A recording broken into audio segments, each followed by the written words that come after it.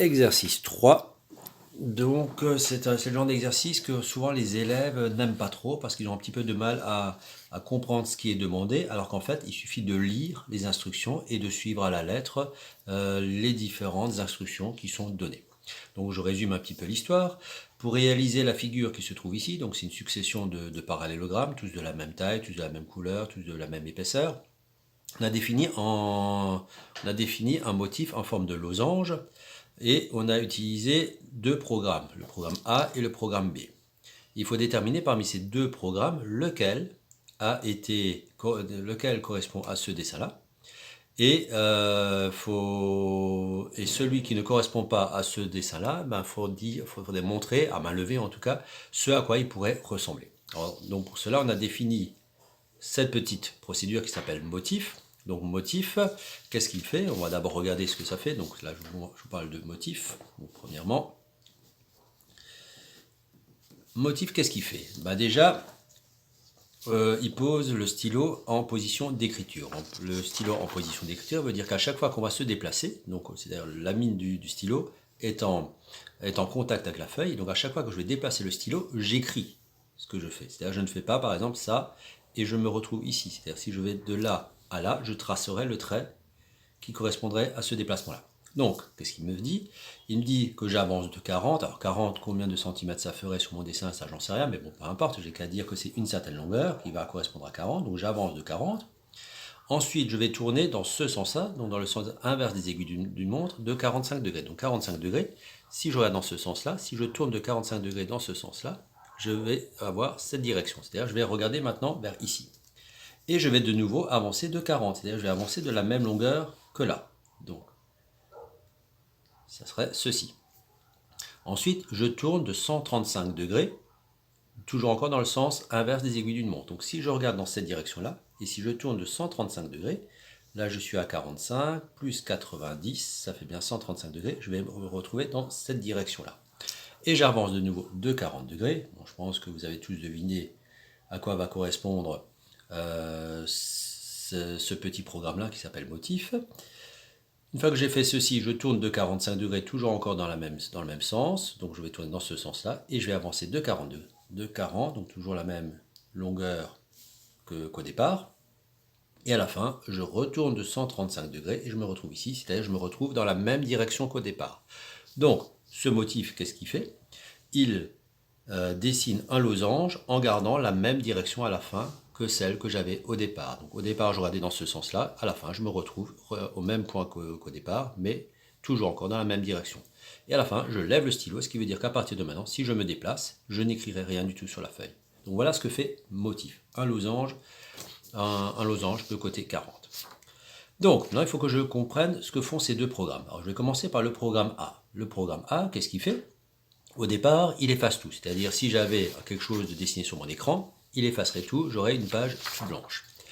Et je choisis 1 pour la taille du stylo. C'est-à-dire, j'écris quelque chose en relativement fin. Je vais aller à moins 230, 0. Alors, pour comprendre ce que c'est que ceci, il faut imaginer que votre écran, c'est tout ça. Et qu'ici, vous avez une sorte de repère invisible qu'on ne voit pas à l'écran, qui va de moins 240 à plus 240 et qui va également de, alors je crois que c'est moins 180 à 180. En tout cas, vous avez ici une sorte de repère. Et nous, qu'est-ce qu'il nous demande de faire? Au départ, il nous demande d'aller à moins 240, moins 230. Donc si ici c'est 0, ici j'aurai donc 1, 2, 3, 4, 5, 6 jusqu'à 240. Donc le moins 230, il est là. Et en hauteur, donc en ordonnée, je suis à 0. 0, c'est en fait, je resterai sur cette ligne-là. Si ici il y avait marqué par exemple 100, je me serais retrouvé ici. Donc moins 230, 100, il serait là. Moins 230, moins 100, je me serais retrouvé quelque part vers ici. Plus 230, 100, je me serais retrouvé quelque part vers là. D'accord? C'est vraiment un repère, tout ce qu'il y a de plus classique. Donc au départ, je me mets ici. Et je m'oriente à 90 degrés. Alors orienté à 90 degrés, ça veut dire que je vais regarder tout simplement dans cette direction-là. C'est-à-dire vers là, vers la droite. Donc mon bonhomme, au départ, il est là, et il regarde vers la droite. Et je vais répéter 8 fois, je dessine le motif, donc motif, je vous rappelle que c'est le losange, et avancer de 50. Donc qu'est-ce que je vais faire? Au départ, je regarde dans cette direction-là. Et donc je vais dessiner une première fois le motif, à 40, 40, 40, 40, et je regarde de nouveau vers ici, ça c'est le motif. et je vais avancer de 55. Sachant que là j'ai 40, je vais rajouter 15 d'écart et je me retrouve ici. Je l'ai fait une fois. Et ça je dois faire 8 fois, c'est-à-dire je vais redessiner une deuxième fois le losange et j'avance de 15 en plus, c'est-à-dire de 55, donc 40 plus 15. Et je le refais une troisième fois. Et une quatrième fois, une cinquième fois, une sixième fois, une septième fois, une huitième fois. Bref, j'obtiens ce motif-là. Donc visiblement, le programme A correspondrait à ça. Du coup, le programme B, qu'est-ce qu'il fait? C'est qu'a priori, il va faire autre chose. Donc si je reprends mon écran de départ, je fais mon écran un petit peu plus grand qu'avant. Là aussi, il faut imaginer qu'au départ, j'ai mon petit repère. Qu'est-ce qu'il me demande de faire? Il me demande d'abord de tout effacer. Donc ok, j'efface tout, pas de souci. Cacher veut dire que le petit chat que d'habitude on voit sur Scratch, on ne le voit pas. Ça veut juste dire ça, d'accord? J'ai juste le motif sans voir le petit chat. Donc j'efface tout. Donc tout est effacé, j'ai une page bien blanche et je choisis comme avant un stylo relativement fin. Et cette fois-ci, on me demande d'aller à 0, 0. 0, 0, ça veut dire que je vais commencer là. Et je vais m'orienter comme avant vers la droite. C'est-à-dire mon chat, il regarderait dans cette direction-là.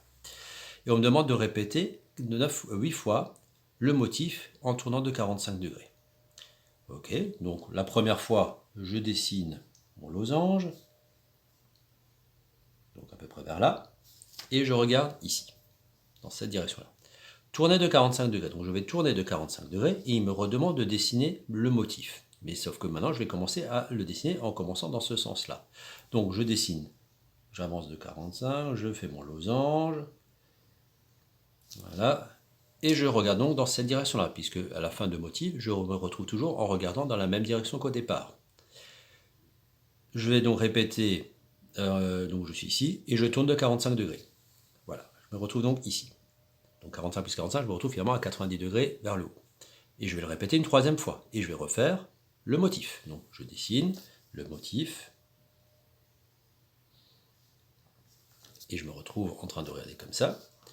Je tourne de 45 degrés, et je refais une quatrième fois. Bon, je pense que vous avez deviné ce qu'on obtient. Je saute un petit peu. Alors, je ne respecte pas du tout les échelles, puisque normalement, chaque losange devrait avoir la même taille. Voilà. J'obtiendrai en fait une belle rosace, mais beaucoup plus régulière, c'est-à-dire chaque losange de la même taille, donc pas du tout comme ici, avec ce losange qui est beaucoup plus grand que celui que j'avais au départ. Mais en tout cas, vous voyez un petit peu l'idée, une sorte de fleur bien symétrique, avec ici des beaux alignements. Et voilà le genre de figure qu'on obtiendrait. Idéalement, ce serait de faire ça sur une feuille à carreaux et de dessiner de vrais beaux losanges, pas comme moi sur une feuille blanche.